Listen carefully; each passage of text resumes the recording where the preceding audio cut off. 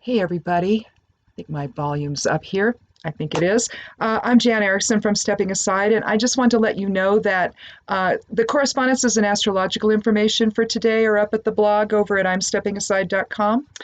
Also, I did a little post called Empaths and Fear over on Medium.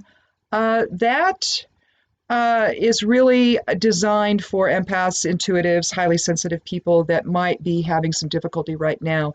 As things shift, and now we're shifting into some areas, at least partially reopening where they can.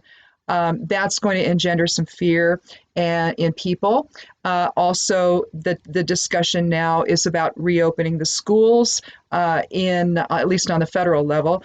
States really aren't talking about that unless, well, it depends on the state, I suppose. But reopening schools is also, from what I'm feeling, is also bringing up a lot of confusion and fear in the minds of parents and grandparents, worrying about, what's going to happen to the kids if they can't do this safely.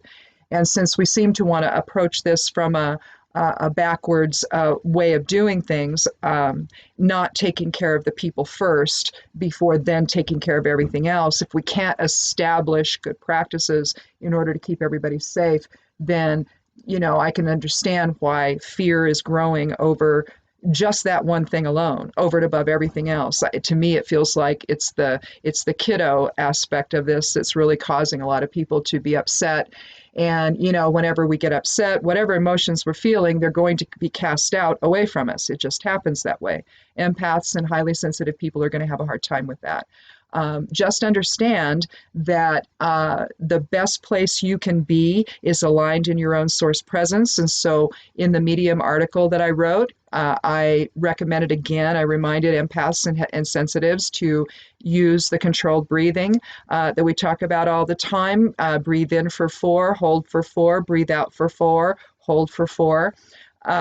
It gets you into a rhythmic cadence that then gets you aligned in your still point. And then you're no longer focusing on the energies that are tapping you on the shoulder.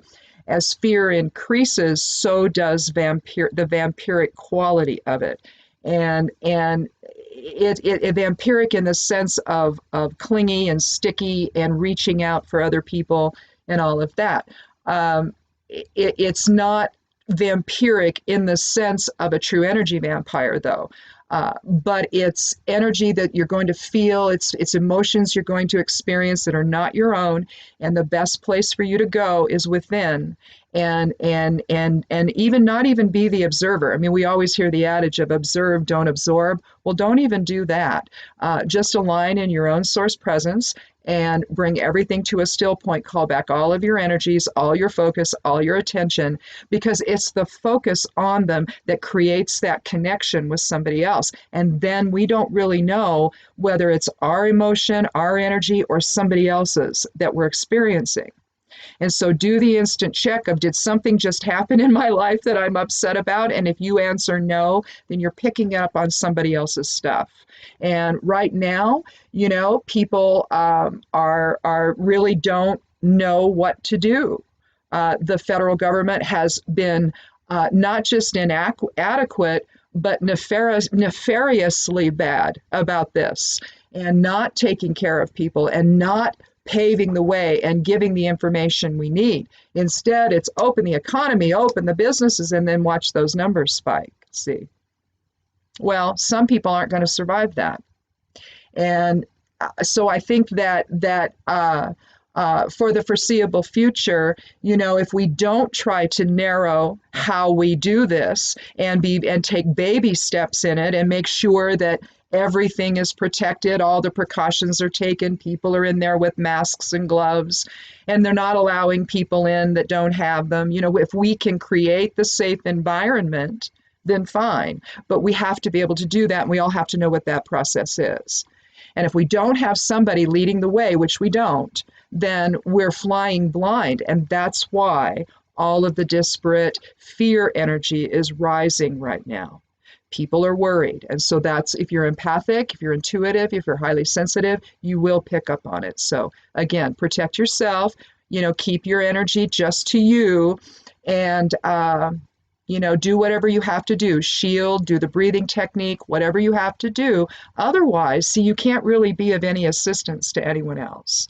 So, Reiki healers, if you're a Reiki master like I am, you're going to have to be extraordinarily careful during this time. If you're doing distance healing, bathe yourself in white light, put your bubble around you, and do your distance healing within that elevated frequency. Make certain, though, that you can maintain it. Again, when you have such a level of energy that is based on fear that's rising around us, it's even difficult for Reiki masters to stay aligned and stay centered and stay focused in that channel of energy that we're using, that we're being a conduit for, basically, to then offer healing for somebody. So again, even I would even say that because here's the thing, your focus gets off. When there's other disparate energies knocking on the door saying, hey, you seem friendly. Can I talk to you? Can I dump some of my stuff on you so I can relieve some of my own, stress here? That's really what's going on. So just be careful. And again, take plenty of opportunity to align in your own still point. Use your breathing technique, shield if necessary, and we're going to get through this all together. So in any event, check out that piece I wrote over at Medium. Check out the correspondences on the blog. Esoteric influences for the week will either go up tomorrow or Sunday sometime, but it's for Sunday through Saturday, so they're coming. So look forward to that, and I'll also cross-post it over on Medium as well. I'll also cross-post it on the Patreon page. So in any event, thanks so much for listening and sharing this time, and be good to yourself, be good to one another, stay safe, stay protected, stay aligned, and blessed be.